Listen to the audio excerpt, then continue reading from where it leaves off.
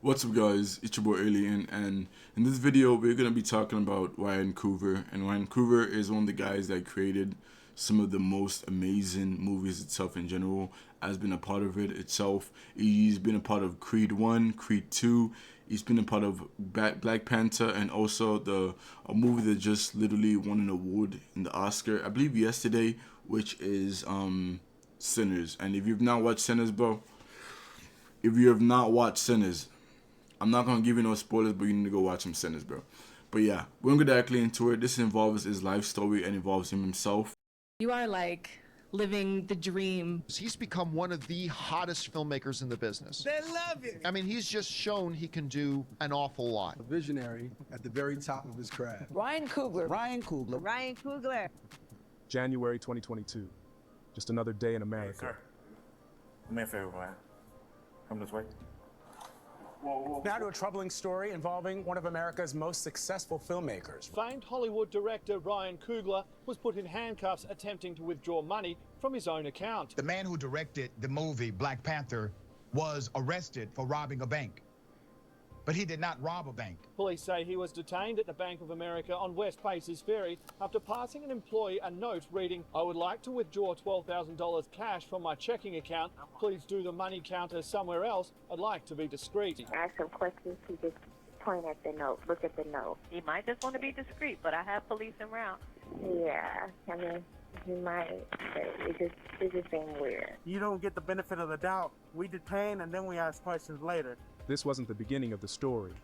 It was the reminder of why he started telling it. I grew up in the Bay Area, bro. I played football my whole life since I was like 6 or 7 years old or something like that. And it's like that in my neighborhood. For me, where I'm from, you play football or otherwise, And coming up, I was kind of like this, it's kind of like this creature of two worlds. I went to private school, but I lived in some of the more difficult neighborhoods in the Bay Area. Playing football and going to school. I like school. I like football maybe a little bit more.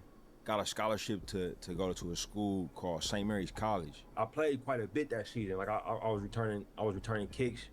I was playing receiver. I played a little bit of DB that year. At school, because it was a liberal arts school, they made you take these creative writing classes. So I took this creative writing class taught by this professor who's also a novelist named Rosemary Graham, and she assigned us an assignment, which was tell me about your most emotional experience you've ever had in your life. And I turned it in, and I was in my dorm room hanging out with a bunch of my football teammates and people from my neighborhood, and I got a call from her. She's like, I need you to come down to my office immediately. It's about your assignment. And then I walked down to her office, and she says, what do you want to be when you grow up? And she called me into her office hours and had like a one-on-one with me and was like, hey, you should think about writing a screenplay.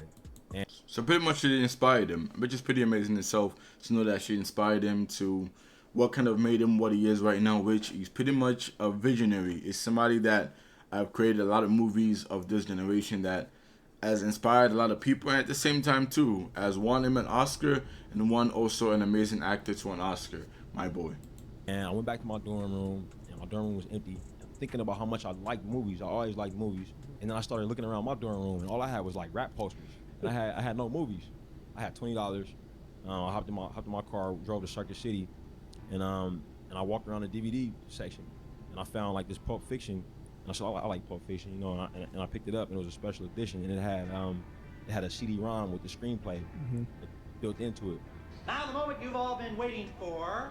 Went back to the dorm, popped the CD-ROM in, and saw my first screenplay. I don't know, it reminded me of the first time I stepped on the football field and hit somebody. You know what I mean? I feel like I was at home. You know what I mean? So I looked at it and I opened up Microsoft Word, and I thought the formatting was kind of weird. So I started trying to like ape the formatting in Microsoft Word, and I started to write my first screenplay.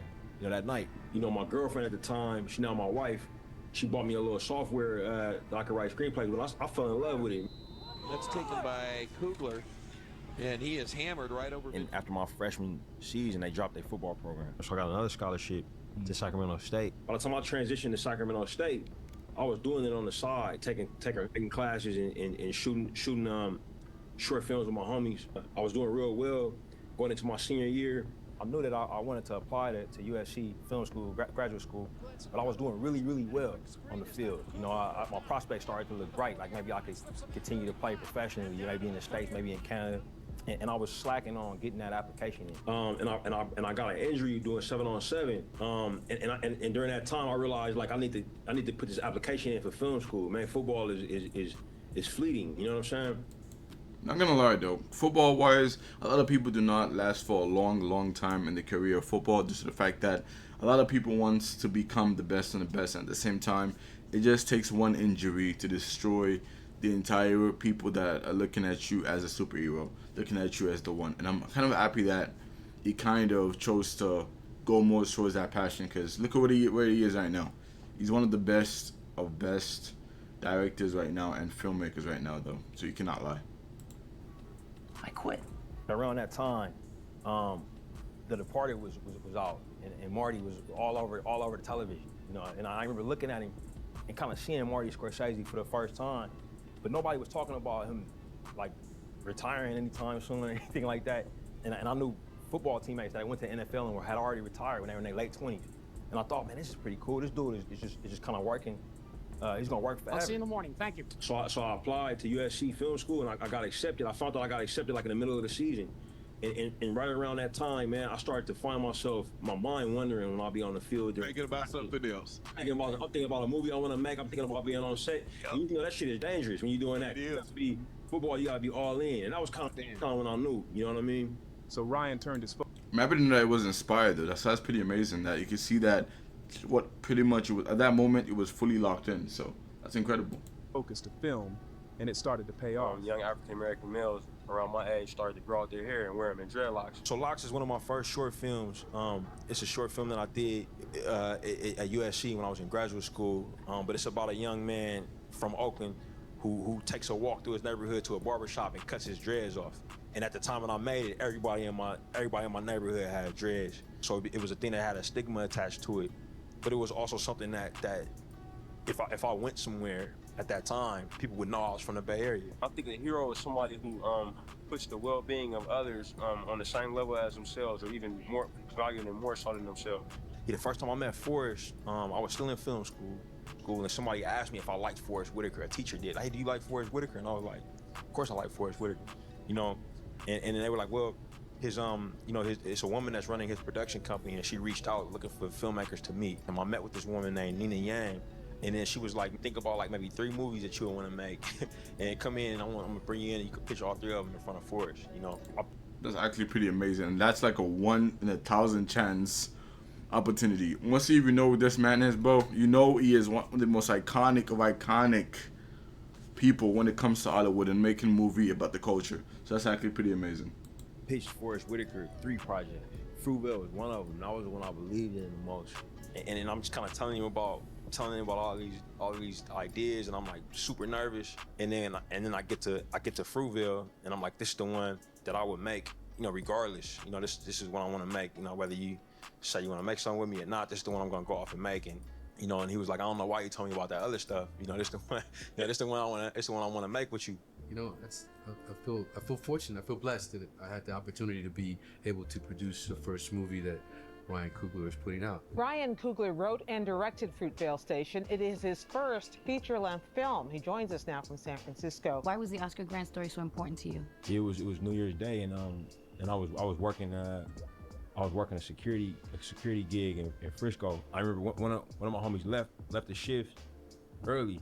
He called Bart home, and he was like, "Yo, the Bart trains is jammed up. You know, they say they shot somebody." Grant is the unarmed African-American man who was shot dead on an Oakland train platform on New Year's Day. The next morning. May he rest in peace. That's extremely sad as well, bro. People do die a lot of times when it comes to nowadays. Even nowadays, I know that was a long time ago, but we lose people way too damn fast, bro. Even this year, we've lost way too many people. For all of them, I hope they rest in peace. It was like, no, the police shot somebody, and then they dropped the tape.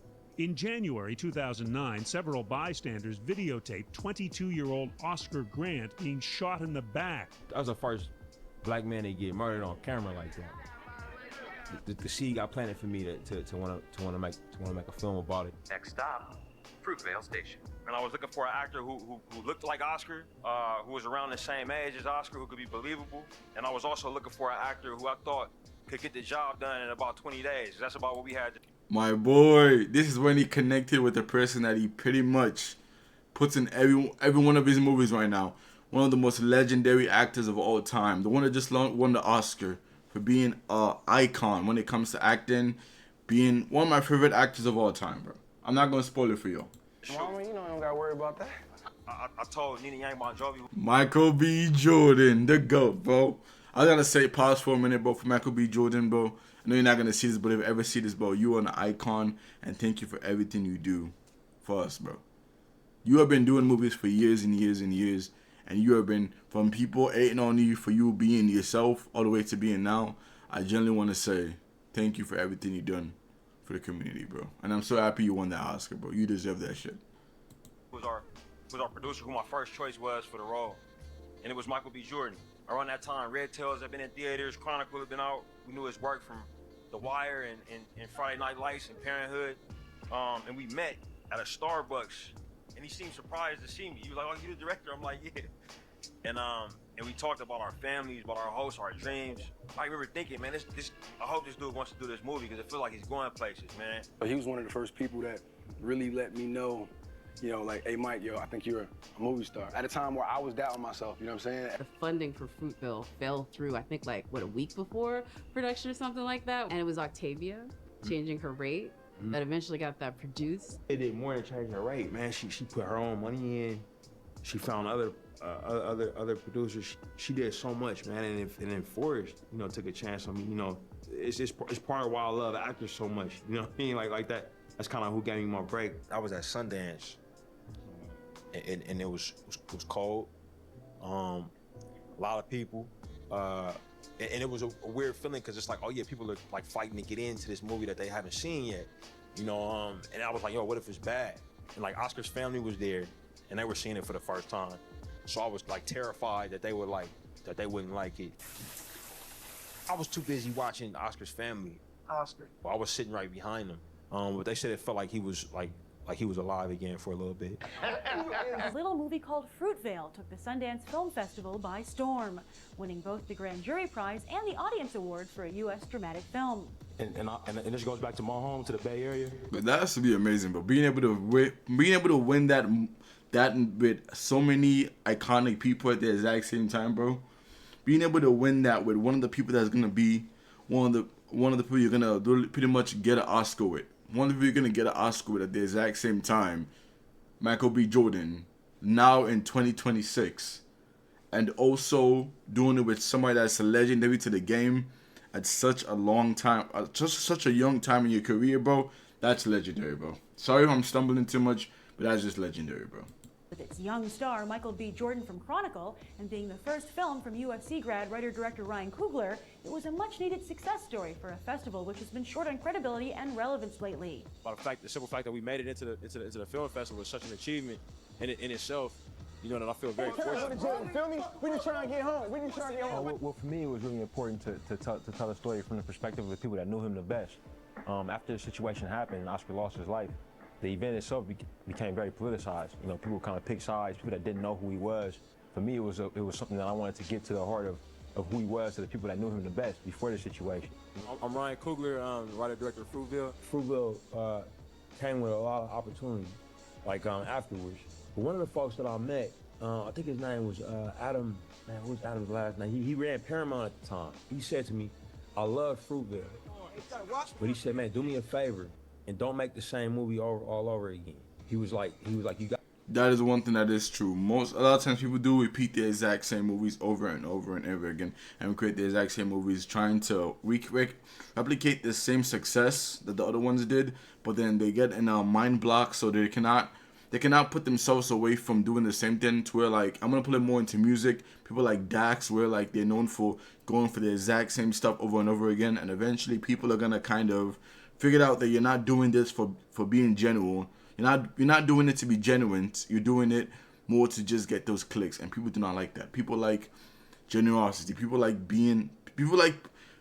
feeling like you're doing it because of you're trying to use your creative art itself, and that's actually why people connect to people, not just you're doing the same thing just to see whatever always work and just repeating the exact same thing always work just so you can get a successful movie. It's mostly more about making a movie that actually matters, and that's what. It's pretty obvious that he stick to that, and that's what have made him a legend right now, bro. Pretty much a legend right now. Gotta make something bigger for your second movie. My dad was a Rocky fan. Well, is a big Rocky fan. So because he was that, I grew up, you know, as one as well, and I knew these movies. When I was finishing up film school, my dad got really sick, and It's a waste of life. you know, the effect that seeing him, you know, go through that situation had on me was really profound and intense. And through that, I came up with the idea of this movie. Very American. Nigerians, it's very smart. I knew that I wanted like to follow Apollo Creed's family, because that was my favorite character from the franchise. And I really liked how intellectual he was shown to be, and how in control of his own destiny that character was shown to be. So I knew it would be interesting to explore like what happens to his family when somebody like that died. So coming up with the idea of a man from the lineage of Apollo Creed, you know, I thought was really interesting. So Adonis kind of knows, he thinks he knows what he needs. He needs somebody to show him how to fight. That's not really what he needs. He needs a father figure. Creed was about a year and a half. You know, like in a half of that year was just trying to convince Stallone that it was worth doing. You know what I mean? He had to convince Sylvester Stallone to let him make a movie where Rocky was the secondary character. I'm not gonna lie, I'm not surprised that it was able to accomplish justice to the fact that the way Rocky got his own first start was kind of in a similar way, where he was an independent movie writer that did a lot of stuff just to get his movies seen. So I feel like it would actually be, like, it would actually want to be involved in it, as long as it's done for the right reasons and it's not done just for money. Because E too is a filmmaker. People that not know this, E is a filmmaker. E created the first movie that actually made him who he is, which is, as you guys know already, Rocky. Getting a lot of pressure, especially with my agent, which is what an agent should do, is just say, hey, fool. I know you can't see the forest through the trees, but this is interesting. What did you say your name was? Done. We talked about Creed before we shot a frame at Fruitvale Station. My gloves, just We were going to set and he said, I got this idea about, you know, Apollo Creed's son, do you want to play him? And I was like, cool. And I remember sitting down with Sylvester Stallone, and he asked, hey man, is this guy gonna have to work that it's going, does he have it in him to do the work that this is gonna take? It's gonna beat his body up. It's gonna be days of acting. We're gonna have to figure out how to get it done. And I said, man, I saw him on Fruitvale slide. I think he's got it. You got Sylvester Stallone nominated for a second Oscar? He won a Golden Globe and didn't thank Ryan. Kevin Sujihara, the incredible Sue Cole, Dan Feldman, and of course, Toby Emmerich. Thank you very, very much. First film that I remember seeing was Boys in the Hood. It came out in '91, and I was born in 1986, so I was way too young to see it. When my dad took me like 2 movies. Legendary movies for the culture, bro. So many, oh my god, bro. It's so obvious that you can see that he got inspired by so many legendary movies itself, which generally does make sense itself, because of his movies to itself are pretty legendary, so it makes sense itself, bro. When you get inspiration by legendary people, you create legendary stuff. Sometimes, if you have the skills to do it. Movies I saw actually with my dad, you know, that really shaped me as a young black man. And I saw Boys in the Hood in the theater with my dad, and I saw Malcolm X in the theater with my dad. I think that Malcolm X is the most important American film ever made. When I was coming up, as a young man, there were 2 filmmakers that were making movies at the same time that were in conversation with each other. That was Spike Lee and that was John Singleton, rest in peace. Both of those filmmakers mean the world to me as an American. Spike Lee, both is one for the culture, bro. There's so many people that don't get their love anymore, that they literally are known for pushing the black culture in a positive way. Because there's a lot that is known for making fun of black culture, and then there's a lot that is known for actually giving love to black culture, which you can tell the difference. I'm not gonna name any names, but you can tell the difference between them. Filmmaker, as an African American filmmaker, and just you know, the movies taught me things. When I would tell people that I wanted to be a filmmaker, they would bring those guys up. You know, I got to meet a couple of my heroes.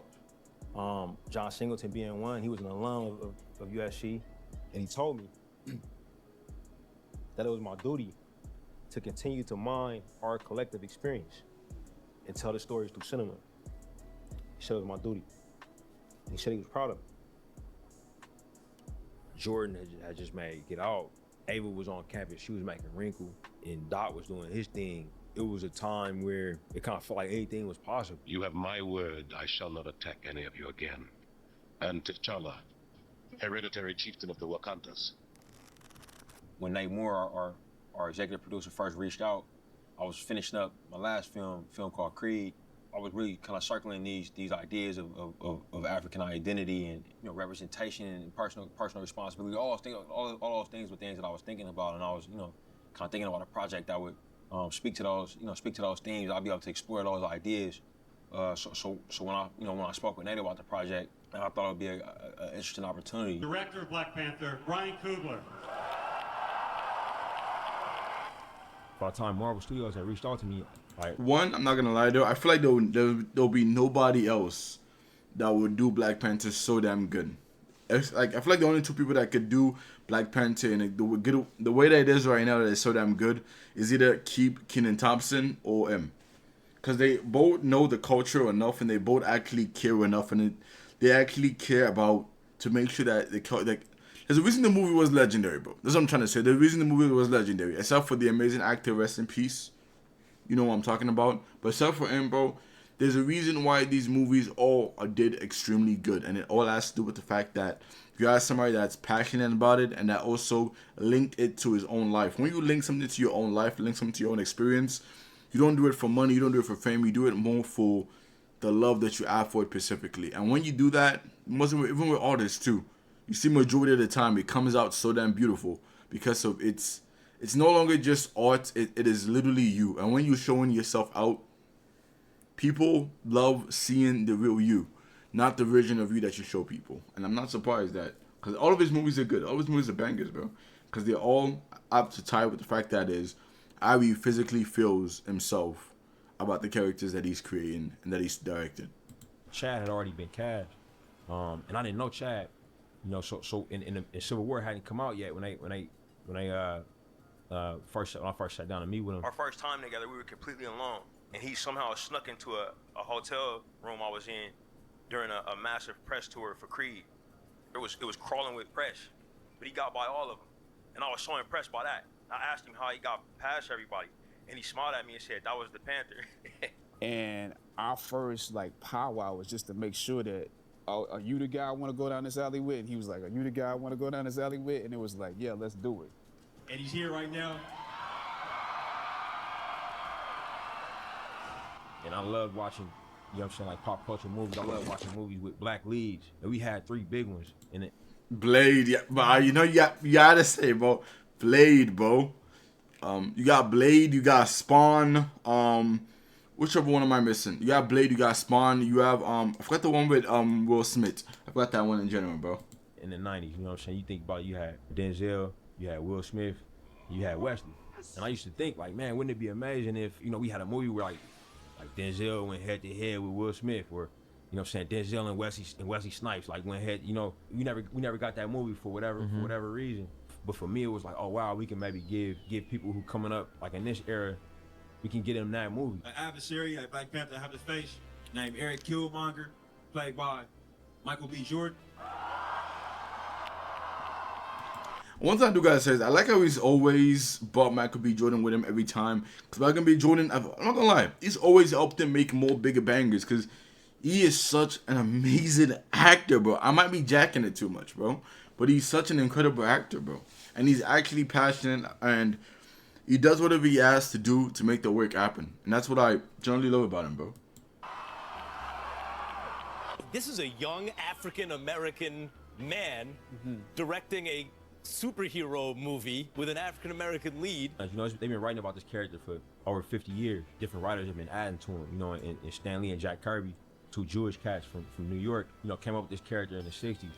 They tapped into a lot of things that was happening in the African-American community. I was a Black Panther I was born in Oakland, man. So the first Black Panthers I heard about was the ones that put street lights up and fed the children where I'm from, you feel me? We're born with our hair like this. Why was it so important to put women in such powerful roles? The first movie I ever saw was Boys in the Hood. And I was 5 years old. The film deeply traumatized me, but I remember being blown away by Angela's performance. It made the film feel real. And it is your time to be king. The women take center stage, the women of Wakanda. You can't have a... Oh no, in that movie, bro, I'm not gonna lie, bro. In the Black Panther movies, bro, the women's were badass, bro. The black women actually empowered. They kind of showed the females from if you're black, bro, you're gonna understand it. The females in your family, that kind of know to tell you to stop that bullshit you're doing and lead you back down the right lane. If you know what I'm talking about, if you're black, you know what I'm talking about, bro. I don't know how to explain it to you, but if you know what I'm black, if you're black, you know what I'm talking about, bro. King without a queen, you know what I'm saying? And that's not red. I started off, this film with this idea and this question, what does it mean to be African? Because, I wasn't quite sure. What I found is, to be African is to be human. The Black Panther, the first ever.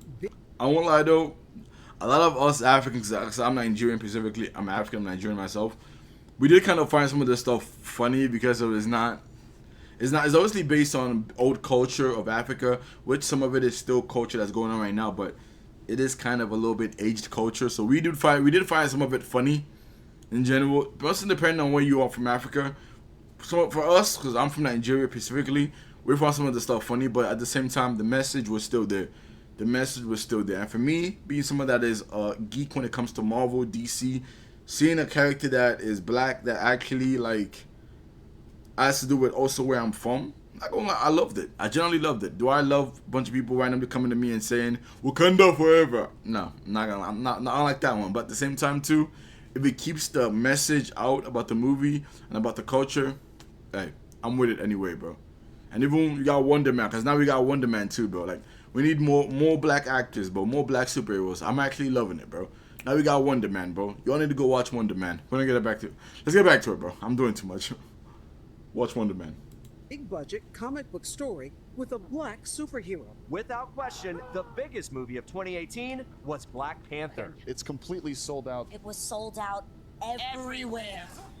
This film reminds us what's great about ourselves. It became one of the top grossing movies of all time, earning more than $1.3 billion worldwide. It was the hardest thing I'd ever done professionally, making the first Panther. It felt like I had bitten off more than I could chew. Imposter syndrome, some people call it. I'm not ready yet. It's too big, it's too much. And the actor goes to Black Panther. That guy directed, Ryan Coogler, he's a genius. To be young, gifted, and black. And the Oscar goes to Black Panther, Hannah Beachler, Ludwig Göransson. Just how much did that turn up the pressure for the sequel? Pressure is kind of always going to be there, I've had a chance to make 3 feature films. Each one of them had its own very specific type of pressure. And when you in the process of it, it feels insurmountable. We begin tonight with the sudden and... Not gonna lie though, I did not watch the second Black Panther due to the fact of I felt like them creating a second one was kind of a disrespect to our boy that died. Even so, I was like, they cannot replace the Black Panther. They said they were not gonna replace Black Panther. They said they were not gonna replace the Black Panther. But what they do, they still kind of replace the Black Panther. But so I was like, for me, I kind of boycotted it, so I didn't watch the movie, and I've still not watched the movie up to now because I'm just not going to. I feel like it should have ended with him, but I understand that it's a big series. People want a sequel, but for me, generally, I never watch Black Panther forever, and I'm probably never gonna watch it just for the respect for the actor that died. My boy, rest in peace. Legendary actor too. You need to know his own story too. I'm gonna be honest with you. Very tragic death sending shockwaves across the country. Actor Chadwick Boseman died at the age of 43. A cinematic king has fallen. The actor who was just 43 years old died of colon cancer. He was tired, bro. I could tell he was tired. Some days I would find him just incredibly sad. But looking back, I'm like, oh man, my man's was dying. And it's also a thing where it's like, oh yeah, I can't quit. This dude made this while he was dying. I had written a full script before he passed away that was starring him and was very much about his character. And I had never been in that position to write a script and not be able to go make it. So I was grieving him as a friend, grieving my lead actor and creative partner, but also grieving all of these ideas. Customer passed me a note, and so I just told my manager I didn't feel comfortable. This is the day we know, the day of the bad stuff, the day of the darkness itself. The day when, as we know, I won't even call it racial profiling because of the way he passed the note. Some people might think that he's trying to rob the bank, but at the same time too, reading the note, if the note is literally saying, I want to, out of my own accounts too, it's kind of, I don't know. I'm gonna let you guys, for you guys to do watch, I'm gonna let you guys be the judgment on this one. The he told me to call police while he, I guess, stalled. What's on the note, ma'am? It just says I want to withdraw $12,000. Just be discreet. From my checking account. How she skipped that part? Yes, it was a note. Everybody keeps. I'm not gonna lie, that part is kind of weird. I'm like, it seems kind of shady, but when you read the note and the note says for my own checking account, it doesn't really sound like a robbery. I'm not gonna lie to you. To me, it does not sound like a robbery. Someone's like, for my own checking account, it doesn't sound like a robbery. And if they're giving you the information, I feel like probably should have added more of like he's somebody that's famous, but at the same time, that might come off the wrong way. But he literally does say my own checking account, so I don't know, man. Like, I feel like call like a bank manager before you call the cops. Mostly when it comes to us being on the black community, I know a lot of people do not want to hear that, but when you're black, a lot of times people calling the cops can actually end up getting somebody hurt. Mostly when you're black. Let's be honest with you. The economy we live in now, let's be honest. Saying it was a note, but he actually wrote it on the back of a withdrawal slip. The teller, she started to freak out. So she didn't even match the accounts with his ID that she gave. Hey, sir. Do me a favor, man. Come this way. Put your hand behind your back. I looked at the note, and then I said, okay, do you have your debit card? He inserted his debit card. So then after he inserted the debit card, I said, okay, I forgot what I said, honestly. Well, I just had guns drawn to take the money off my own account. Ryan is not a threat, shows no weapon. Why is the cop unholstering his weapon? Whatever your perception of this man was could have led to him being killed. Yeah, y'all the ones with guns and vests. You know what I'm saying? What's my perspective? What's my perspective? You don't get the benefit of the doubt. We detain and then we ask questions later. You were only asked for your cash to be discreetly given to you. You didn't want it. And I do apologize sincerely for myself being who you are. You're a young black woman, for two, for Bank of America. I got a badge on, hanging off my hip, my work bag. It'll tell you everything about me. And if you just run my name, you'll understand why you should take me off these cuffs.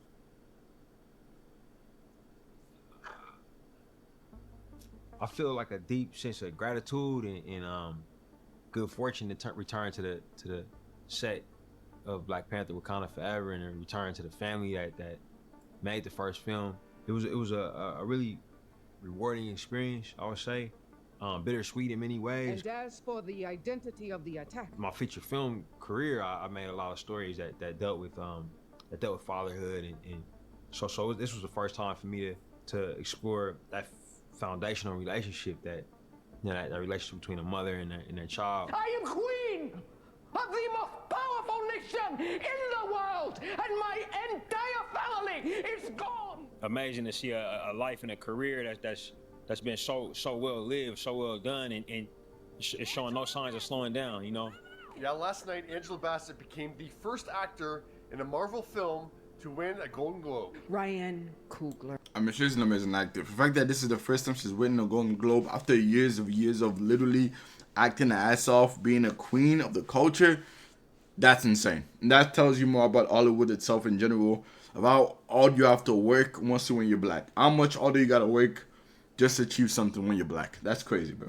But at the same time, too, you see, like, he's literally creating opportunities for actors that are literally surpassed them in levels of just being icons. He's literally bringing back life to their careers. That's how much of a gift he is to the culture. That's crazy. That's just crazy. I wouldn't mind being his muse. But I think Michael B's got that. Yeah, I think Michael B. Jordan's got that one. My relationship with my Uncle James, and he was a World War II vet. Once again, I told you, he always puts it with the culture and also puts it with himself and what he himself involving his family. And that's what makes this movie so damn good, because he has a personal relationship with the movies, bro.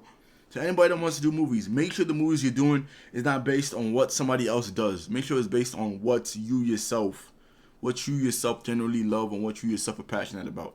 When it comes to art, people keep forgetting that art is about being passionate about what you're passionate about, bro. Use your own passion. Do not just create anything. Do not chase money. Do not chase fame. Chase your dreams and what your art gives you. Art is not like other businesses. We cannot just do this, and it's gonna work. Even if you do that, eventually people are gonna figure out that you're not doing it for the love anymore. You're doing it for just the greed. And people do not like the greed. People follow you for your love. That's just the facts. He worked in the steel mill and all type of stuff. And when he got off work, he liked to either watch or listen to on the radio the San Francisco Giants. He would spin blues records on vinyl, and he would drink Old Taylor whiskey. And if the whiskey was cold enough and the song was good enough, I might get a story about Mississippi. He came to California on the run because he had got into it with his white boss or something. You know what I'm saying? And had to flee in the middle of the night. And that was kind of like my introduction to blues music. Blues. I was in LA working on Creed. Basically, all of 2015 is when my uncle's health took a turn for the worse when he got diagnosed with terminal cancer. And I'm in LA finishing up the movie when I get to the call that he died. I felt guilty. You know what I'm saying? Like, and it's like, man, what is this job? You know, I'm fucking around with a editing software and a computer, bro. My uncle is dying. I'm not even able to be there with him. You know what I'm saying? And I would find myself playing old blues records when I thought about my uncle. Coming up in the 90s, you know, we was products of gangster rap. 2021, and I'm in the South working on Panther 2. I'm seeing cotton farms for the first time in my life because I'm in Byron, Georgia, and I'm thinking about this thing that happens to us as gangster rap fans that we've sadly become accustomed to, of an artist being monumental and influencing our lives and rapping about navigating the same things we navigate and they succumb to it. And then you got Pac, Mac Dre, you got Johnny Cash, you know, you got the Jacket, you got countless young dudes. It's just constant, like this flood of bodies.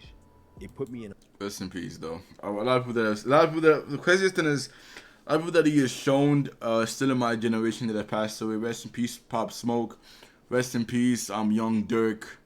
Rest in peace, Nipsey Hussle, bro. And rest in peace to the old cats too, bro. A lot of these amazing artists to themselves too that have done amazingly stuff. It's kind of crazy how we always lose people that have done amazing stuff for the culture are the ones we lose the most, which makes no sense to me. The ones that have helped the culture, kind of like, I feel like with the black community, we went from helping each other to where now we get mad at each other for helping each other, and we get jealousy from helping each other, and then we use that jealousy to end up destroying ourselves, which is just ridiculous. The mode of studying the musician and the type of music that was coming out that my uncle listened to. You know, I interrogated it, and that was really where the idea came from. I was told that some of you dudes don't know anything about blues. You know, I made 2 comic book movies and a boxing movie, and you know, I wanted to make something original. You know, I was really from my soul. You keep dancing with the devil. One day it's gonna follow you home. You boys twins? Nah, we cousins. Because the relationship you and Mike have, I think, does not get enough credit. I liken it to a quarterback in a wideout. It gets to the point where, you know, we got a shorthand and we hold each other accountable. We also push each other. Like, we're not trying to do the same thing we did before. Together. Forever. Your wife actually has a credit as an executive producer, and for me, I think that's so dope. This movie's been a love letter to the process of filmmaking for us. This is the best. Well, no, so like, bro, having a strong woman by your side too, though. That's who's gonna help you. That's who's gonna keep you balanced, bro. Look at what's his name again? I forgot him. The guy that does the food reviews, bro. Him too. Strong Family Foundation. Him and his wife, bro. They got shit locked in, and that's also what got him locked in, bro. A strong woman can make a man be locked in too, bro. Let's be honest, bro. Film of the year. That's why I want to say the thing, like, they need to stop, mostly with this generation, we need to stop the manosphere, like, fuck all men and fuck all women. We gotta stop that shit, bro. We gotta be one. We gotta be one, bro. One. Not no fucking either side. There's no sides between us. We are the same. We are the same in general. So far. We need this film. For a mid-budget horror film, this is unexplored territory. And it's the first time that a film from a black filmmaker is gonna be projected on IMAX 15 perf 65mm film. This is insane. The New York Times reports Warner Brothers agreed to spend $90 million to make Sinners and agreed to give you a cut of gross ticket sales. Warner also agreed, and this is absolutely key, to relinquish its ownership of the film to you after 25 years. The Times reports, quote, quote, some Oh, you know they regret that shit, bro. You know they regret that shit. You know like how much like they care so damn much about money and shit, but you know they regret that shit, bro. You know, like I mean, they're probably extremely happy and also you're gonna like, damn, bro. We just because you know they're gonna like they're still gonna make a lot of money off of it. They're gonna make a bastard amount of money off this movie. But this movie is so damn fucking iconic. It is so damn iconic that bro, it's gonna live for generations, bro. It's gonna live for generations. I feel it's gonna live for generations because it has so much to do with the culture itself that it's a beautiful film. This film almost made me cry in the theaters, but I watched this movie in the theaters, bro, and I was afraid, and it was also reminding me of stuff like it actually pulled me back to my culture of being African and being Nigerian and having to do with black magic and stuff like that. It scared the shit out of me, bro. Like, it scared the shit out of me, but I also loved it, bro. rival film companies were horrified that Warner Brothers would give a film away. I'm not the first filmmaker to get any of these deals. I think that a lot has been made of my deal in particular. I'm not totally sure why. You know, like I have my guesses. What's your guesses? It's not a con. I'd rather not say. People make great movies. It's because he's black. This is what I say. It has to do with the fact that it's a black man that's doing the successful, and they're surprised that they're putting this much into a black man. But the point of it is that one thing when it comes to Marvels that we've kind of seen with Ryan Reynolds himself, when somebody starts making their money, mostly when they kind of the ship is kind of shrinking. It's slinking right now. They actually would toss. They've been gambling with movies and gambling with people that actually make their money. And they actually chose to gamble with somebody that's just a fucking, as the brain of a legend, bro. When this man's next movie comes out, I'm going to be the first one buying the ticket. Let that shit be $20 million, bro. I'm buying it for the culture, bro. But at the same time, too, I cannot compare him to Ryan Reynolds because of when it comes to, it's bad to bring race into it. When it comes into black and white, people are more likely to invest in white people than invest in black people. And there's way more order to invest in black people because of people just don't want to do it. People just, when they see black people, they don't take us as seriously until we have to prove ourselves in general. And even when you prove yourselves, people don't see you as an individual. They compare you to Oprah or other black people themselves that have been accomplished when you yourself too can be accomplished as a black person in your own way. Not gonna go down that drive below, bro. All the time that for whatever reason, don't connect at the box office. You know what I mean? I've been fortunate enough that I had a few that I had, so just was able to leverage those wins. All right, and the Golden Globe goes to Sinners. The Director Award recognizes a visionary at the very top of his craft. Ryan Cashew, he's not just filling a role, he's making a bet on who you can become.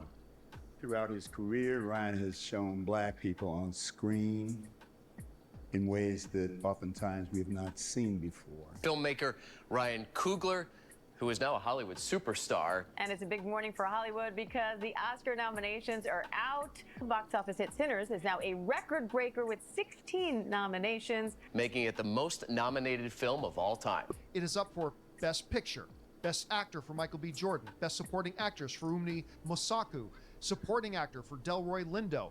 For achievement in directing and for original screenplay, the nominees are Ryan Coogler, Sinners. Just another day in America. This is so powerful and so beautiful, bro. Like, mostly, I'm gonna put up this picture right now because of most of y'all know already in general. But as you guys know, the Golden Globes, the Oscars, I meant to say. And the Oscar goes to Michael B. Jordan.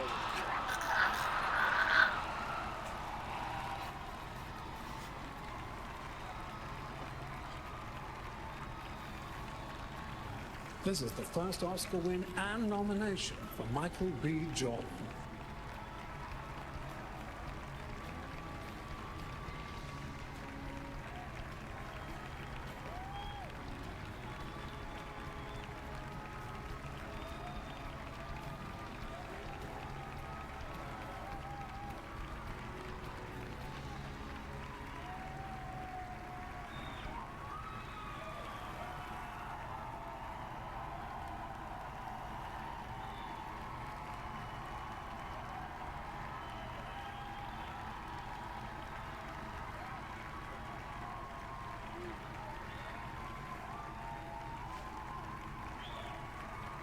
Man, God is good. God is good. And yeah, Mama, what's up?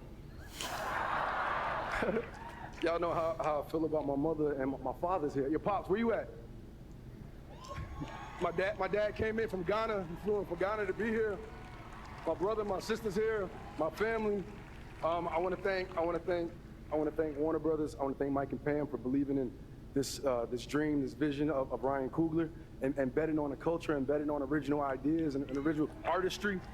And you're an amazing, amazing person. I'm so honored to call you a collaborator and a friend, and you gave me the opportunity and space for me to be seen. And I love you too, bro. Love you to death. I would like to thank my incredible cast. Wumi, thank you so much for giving Smoke opportunity to be him. Haley at home, she's getting ready to have a baby right now. Thank you so much for being the other half of Stack. Miles, Delroy, Jamie, everybody, Lily, Omar, the entire cast. I thank you guys for supporting me through this. My team, Phil Sun, Greg Slewitt, Lindsey Gallen, man, y'all. I stand here because of the people that came before me. Sidney Poitier, Denzel Washington, Halle Berry, Jamie Foxx, Forrest Whitaker, Will Smith, and to be amongst those giants, amongst those greats, amongst my ancestors, amongst my guys. Thank you, everybody in this room and everybody at home for supporting me over my career. I feel it. I know you guys want me to do well, and I want to do that because you guys bet on me. So thank you for keep betting on me.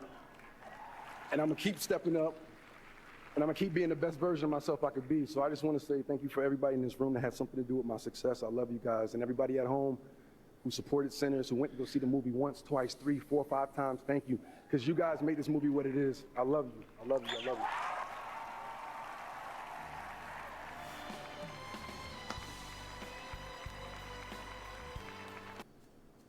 Bro, I'm not gonna lie to you, man. What's up, everybody? That's just too damn incredible. How you guys doing? Hold on. I know it's pretty late. I'm gonna try my best to get through this. I'm really upset because I never had to follow up that many incredible actors before. I read who was on the paper, but like they like beaming people in. It kept getting worse. Like I'm backstage and I'm like, yo, who is that talking? Is that Angela? Oh fuck. And then I'm about to go on stage and they like, hold on, it's a video and it's fucking Tom Cruise. And then I worked with a lot of these people that come up here and talk. Obviously not Bradley and Ben Affleck. One should be so lucky, maybe one day. But a lot of the black people came up. I've actually had a chance to work with them and then they kind of said all of the shit I wrote already, which makes sense because a lot of times I was there to see Mike do these things. So they made my speech kind of worthless. So fuck it. I'm not even gonna give it Mike. Like, no, I'm joking. I'm gonna give it a shot.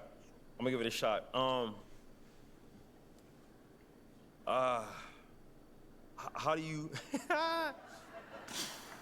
Unbelievable. How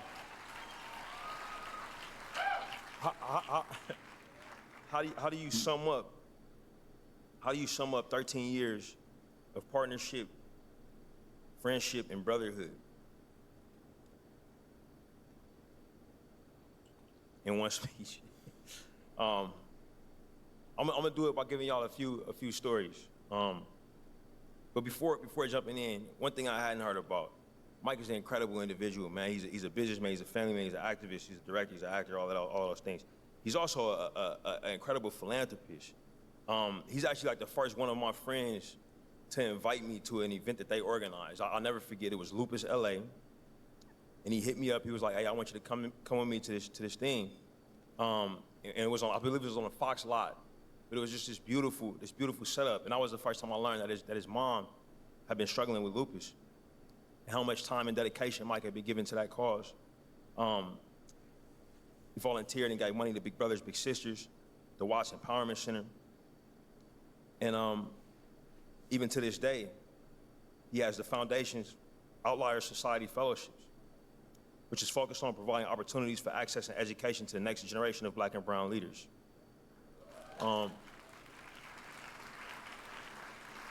Like Bradley said, he's only 39, but some of this stuff he's been doing for well over a decade. It's incredible.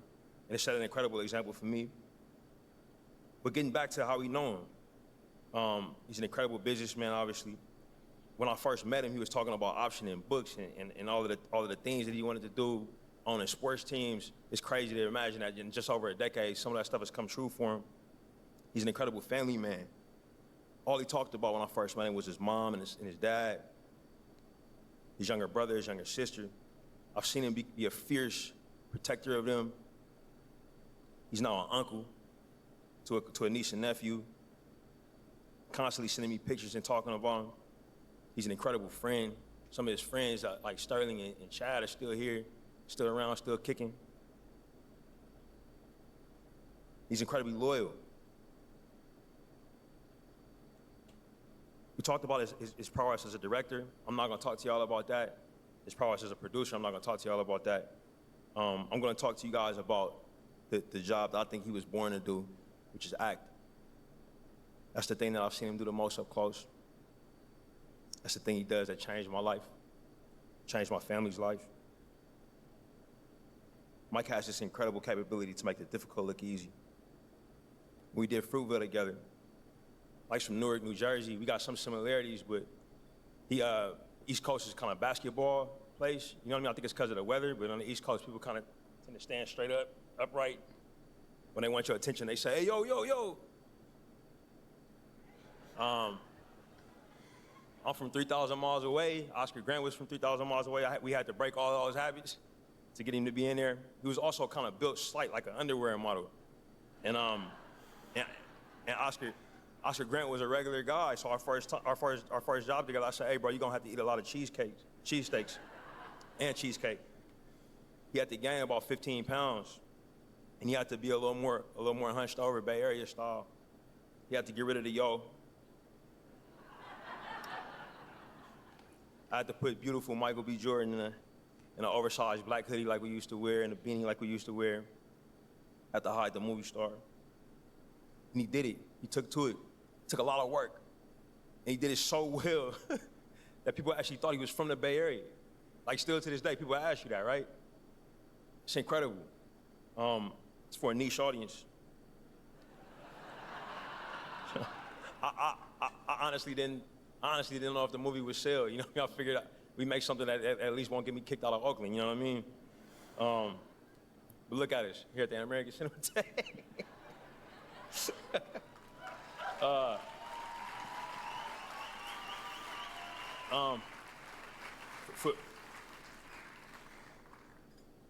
For Creed, which I offered him that job before we shot a frame of Fruitvale. We offered him that job before I met Erwin, before the job actually existed.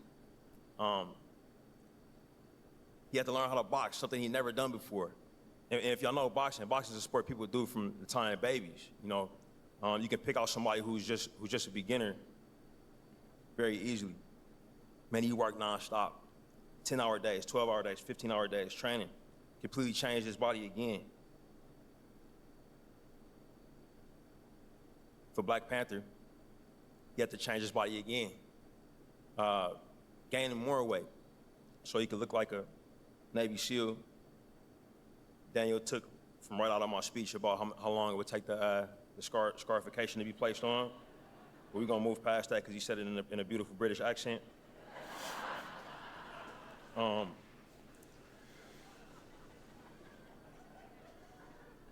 once again, he made the impossible look easy. Weapons training with South African spears. He had to go to the gun range to learn how to fire military-grade weapons. He had to act across from not only Angela Bassett, but Forrest Whitaker, Andy Serkis, and the late, great Chadwick Boseman.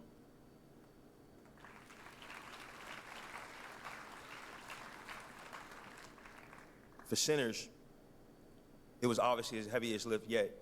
Mike's a humble guy, so he won't talk about what it took to portray two different people. Most of the time on the same shooting days, but I'll talk about it. For each twin, he had to learn how to hold trauma in different chakras. He worked with an artist named Beth McGuire, who was an acting teacher who worked at Yale, who taught some of the greatest actors you guys will know. Lupita Nyong'o, Winston Duke, Brian Tyree Henry, to name a few, Yahya Abdul-Mateen. But she was our dialect coach on Black Panther. She came on as our dialect coach on Sinners, but she worked with Mike almost 24/7 in preparation. He developed a different walk for each twin, a different stance, different tics, some tics that they shared. If you'd ever watch the movie again, both twins suck their teeth when they get upset, but they suck them out at different sides.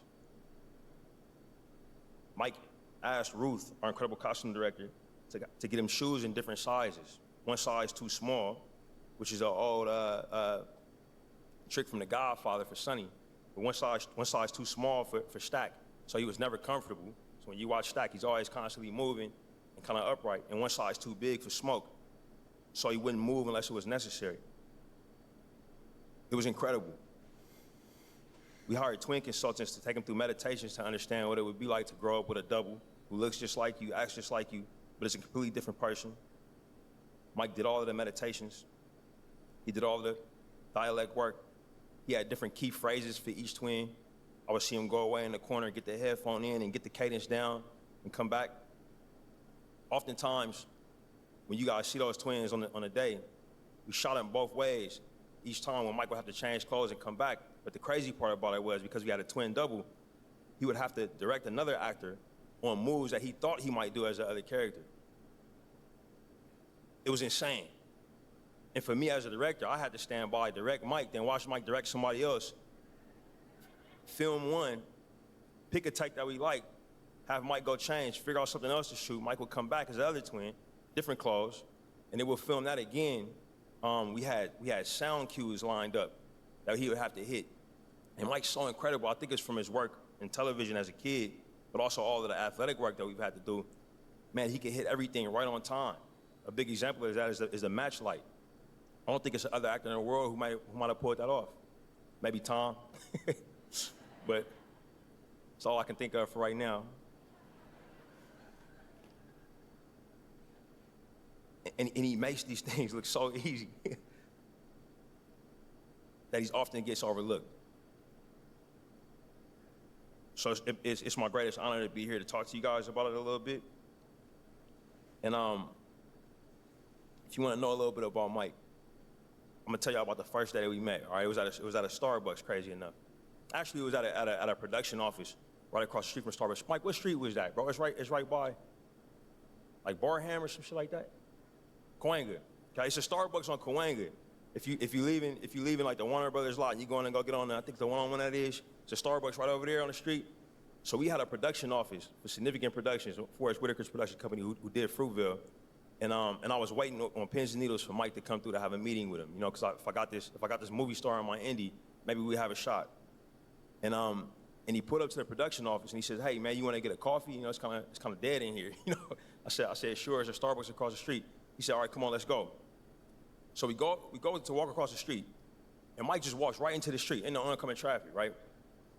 And I'm like, oh my God, what the fuck is going on? This man's about to kill himself right in front of me. You know what I mean? And I'm like, well, first day, I get the actor killed on a meeting. You know what I'm saying? Like, he's like, you know, hey, come on, man. And I'm like, bro, it's oncoming traffic. It's a green light. He's like, they'll stop. Come on. And I went, and I said, man, this dude can't be from California. You know, turns out he's from Newark, where people stop when people walk in the street. But I thought we were putting our lives at risk in that moment. But we go into this Starbucks, and we sit down and we talk, and he kind of opens up about his life. You know, I tell him about the story, and I say, hey man, what do you see? You know, what do you see yourself doing in the next few years, man? Are you available for this? He says, man, TV show this, man. I've been, you know, buying books and getting the rights to things, man. I can see myself doing this, that, and the third. And I remember thinking in my head, I don't think this guy knows who he is. Like, I don't think he knows how how big he is. Like everybody who I've mentioned to that I'm thinking about bringing this dude on, they're like, yo, it's obvious, man. He's a movie star in the making. And I said, I'm gonna just take a risk right now. And I said, hey, man, I think you're a star. Let's do this project together and show the world. And this dude looked back at me, man, like it was the first time somebody told him that. I couldn't believe it.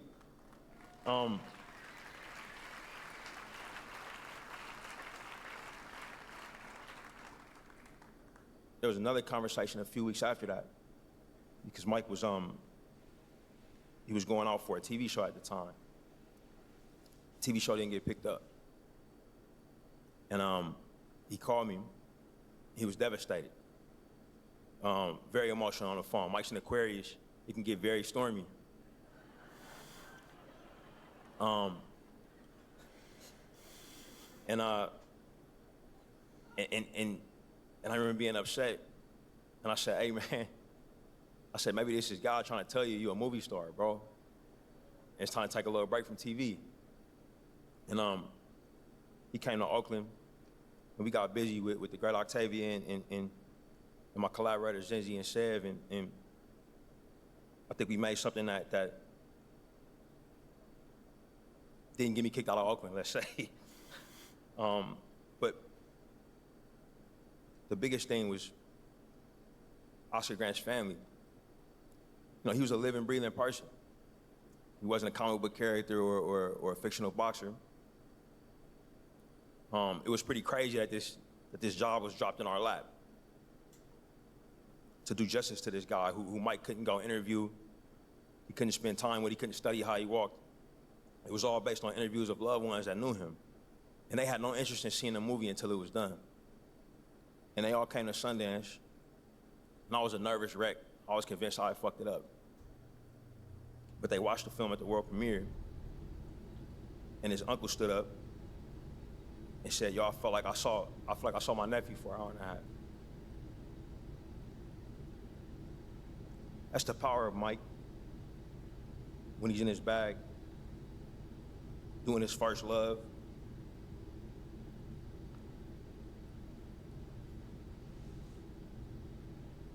He has the power to make magic. He has the power to get to the truth that all of our humanity is real, that all of these constructs that we make, race, identity, citizenship, though deadly, though powerful, they are just constructs. Mike shines through that. I've seen him do that on all my projects. I've seen him do that on others. I'll be forever grateful with him that he shares his truth with me and my projects, but that he shares his truth with the audience. That we all are human, and that even the brightest stars start off from the ground up in blue-collar positions. Every single one of these incredible actors that came up and spoke, the producers that came up and spoke, none of them had Hollywood connections before they started. I know all their stories. Came up blue-collar, had a dream and went for it, and it paid off. Mike is like that. He represents the best of us. He represents all of us.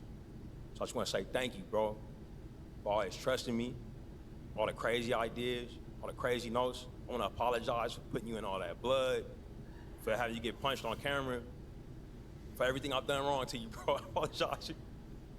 I hope you forgive me. I hope you continue to trust me. And it's my deepest honor as a professional, bro, to present you with this award.